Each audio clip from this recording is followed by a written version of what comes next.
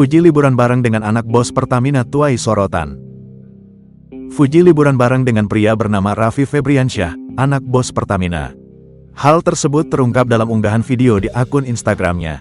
Momen Fuji dan Raffi Febriansyah liburan menuai beragam komentar dari netizen. Usai digosipkan dengan sederet artis tampan seperti Asnawi Mangkualam dan El Rumi, rumor tersebut akhirnya terbantahkan. Belum lama ini, Fuji terciduk pergi liburan ke luar negeri bareng dengan pria yang diduga kekasihnya itu. Bukan cuma berdua, juga terlihat Fadly Faisal yang ikut berlibur bersama dengan adik bungsunya.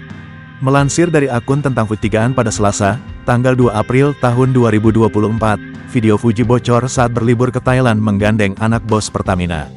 Keduanya kompak memakai baju berwarna hitam dan tengah duduk bersebelahan di kursi pesawat.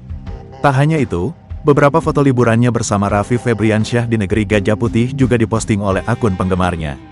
Dua sejoli ini di beberapa foto kompak selalu mengenakan pakaian yang kasual. Sontak, hal tersebut menjadi perbincangan netizen. Tak sedikit yang berkomentar Fuji cocok jika disandingkan dengan Raffi. Nasib Fuji disorot setelah El Rumi terpergok jalan bareng dan merangkul Echa Aura. Ya nasib LPG gimana? Pupus dong, tulis salah seorang netizen.